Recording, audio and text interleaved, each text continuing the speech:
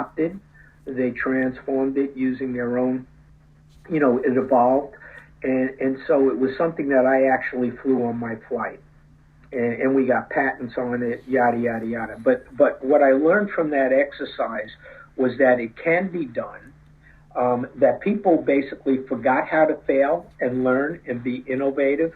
And so after that, I taught a short course on that with young NASA engineers just to prove that this would work. And what I did was I picked a problem that even NASA couldn't solve.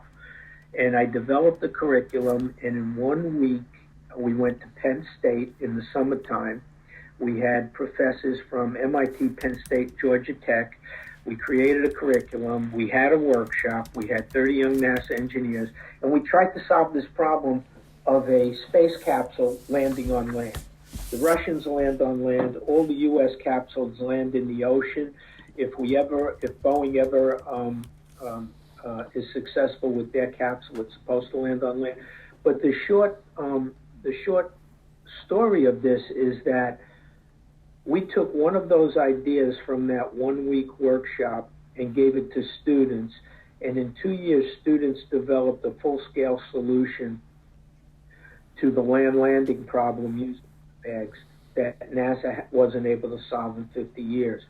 And so that's an example of how you teach the methodology.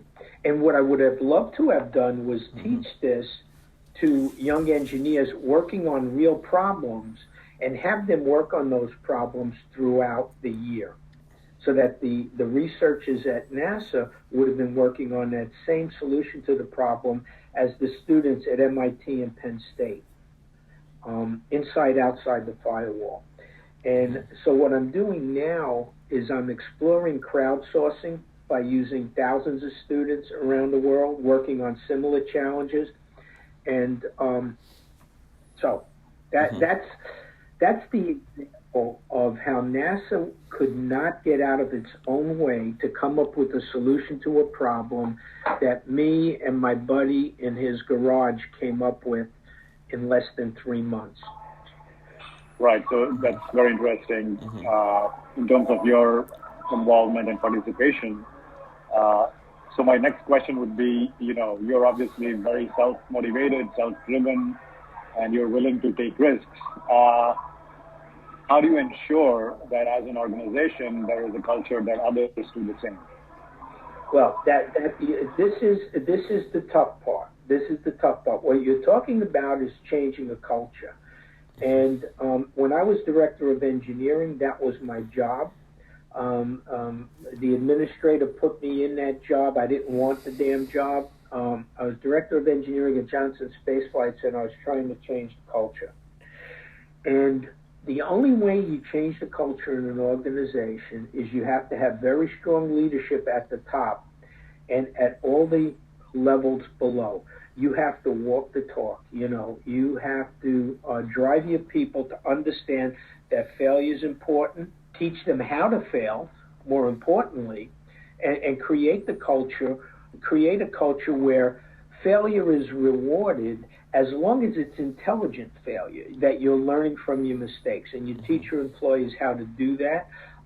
You recognize the behaviors that you want to see. And so it's, I was taught how to do this as a young researcher at NASA Langley. And when you read the culture of NASA Langley, it started out as NACA. It was a culture of permission to fail, permission to try and try again. People recognized that this was how we learn. Failure and learning go hand in hand. And what's happening is you're losing people at high levels in organizations like NASA and the military that understand the importance of research and understand the importance of failure. And so this is critical. You have to be able to change that culture. And so if there are ways of doing this, right? And so it's tough to do it with large bureaucratic organizations. And so what I was hoping to do was also connect these people with an environment, a virtual environment where they could where they could share these experiences, they could learn the importance of failure, they could learn how to fail, but connecting them with an open portal to thousands of students that are trying things and failing, that weren't told things that couldn't be done, and they're doing it. And so maybe by having these parallel paths, you eventually turn that culture that's so averse to trying new things to actually look outside and see that these new things are working, and maturing them outside, very low cost, until they're mature enough to take behind the firewall and put big dollars behind. So there's a strategy for doing this. I think there are many different ways to approach this. I mean, I'm taking one path where I'm looking at a virtual environment and maybe teaching and learning simultaneously.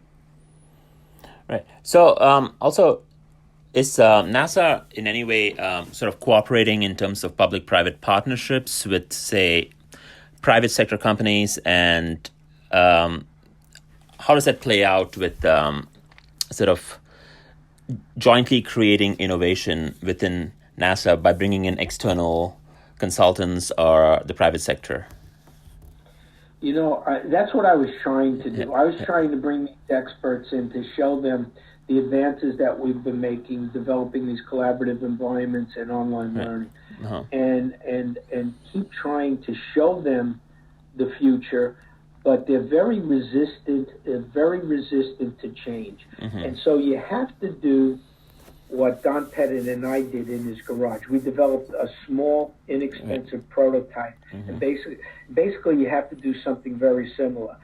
So my thoughts were creating this collaborative environment at the university levels, getting universities to support this, and creating the tools that NASA could adopt, but experimenting with them and maturing them outside the firewall with universities. Right. So you're saying that there was the top leadership at NASA, though. I mean, this was difficult to do from a top-down perspective. There was not enough support from. I mean, you had to go the university approach to kind of more like a grassroots, bottom-up initiative, primarily because there wasn't enough support at the top, or. Exactly. I mean, Bala. Yeah. I was trying to push these at all levels to people up at the top. I was even trying to get other people to propose these ideas, thinking that maybe they just didn't like Charlie Camarda. But what I've seen is NASA was very slow to adopt, very slow to recognize their own shortcomings. Right. You know, you're talking about technical organizations that places very little credibility on psychology, sociology, and behavioral science. You know what I mean? And that's where the critical problems come to play. That's what caused the accidents. That's what caused both accidents. And so if they really wanted to understand what they were doing, they really need to have create a team that was a converged team that had these other disciplines to understand human behavior in order to help them change their behavior. Right. Yeah, and you know, they're also sort of vocal critics of NASA, like, for example, Elon Musk, right? I mean, he created SpaceX, as per my understanding, almost in competition to NASA, because he believed that most of this innovation will not happen at NASA. It has to happen outside of NASA. Elon is not actually a naysayer of NASA. You won't hear Elon saying too many negative things about NASA, because NASA is still giving him money. And I don't think Jeff Bezos does either. But remember early on, people like at Scaled Composites, that douchebag Burt Rutan was jumping up and down criticizing NASA, an arrogant asshole that totally, you know, they had an accident. They lost a life because he's an arrogant schmuck. Elon Musk isn't critical of NASA too much, but they're doing things totally different than NASA. And in the very beginning, I got to tell you, NASA was unhappy with commercial companies taking over the space business. They were very arrogant, NASA was, and very resistant of those folks being successful. And what you're seeing is they're proving NASA wrong. They're changing the way, you know, they are basically the old NASA that I remember working in. Innovative, trying new things, failing and hopefully learning from their mistakes. I don't know much about the culture. I'm a little bit concerned because I'm seeing some things that indicates they might be in for some problems also. And I don't like the fact that they keep things secret. And so I question how successful they're going to be, but they are very innovative. Right. Okay, and totally different than NASA. And NASA cannot get out of its own way to do anything innovative anymore. Our programs cost way too much money. They take way too long. They're delayed by orders of magnitude. We're terrible. And we don't change the way we do business. We do serial waterfall type product development strategies, and thinking that this is, you just turn the crank and in these research and development projects, and you can't do that.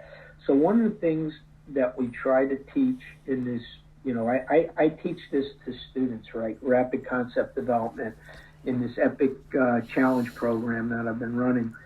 How do you do this rapid concept development? How do you create this set-based design approach to looking at multiple ideas simultaneously before you decide on one design? And I'm actually working with folks in Finland. We're developing a course in this, in rapid concept development and set-based design. These are all things I tried to preach to NASA to change the way they do business.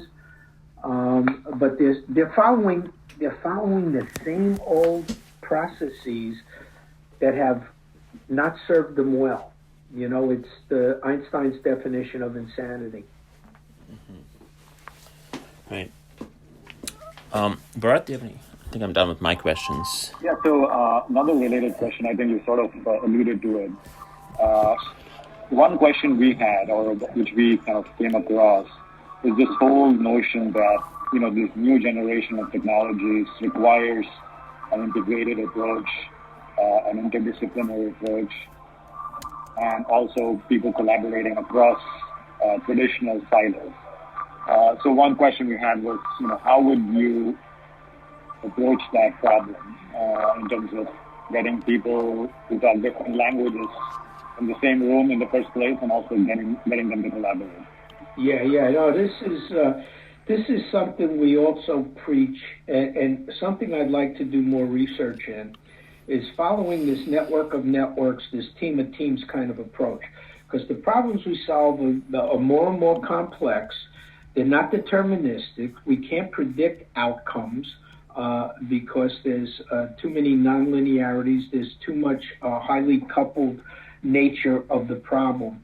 And so you have to create these teams that are highly multidisciplinary, transdisciplinary, and I'd love to come up there and explain this to you in more detail. But our approach is to take this team of teams approach to connect the cybersocial network, what I call the Friends of Charlie network. I'm looking at what I did in an analog fashion, using old technology and the Friends of Charlie, that I had to go to that, or the experts in these key areas. And they're not only people that are experts, but these people. You know how rigorous they are when they conduct their analyses. You know how much conservatism or non-conservatism they place, and they're trusted. They're trusted because if they don't know the answer, they will tell you. And so you want networks, and you want to develop intelligent networks like this of just the right people, that have a high centrality, have a lot of adjacent nodes that connect to multiple different people, but not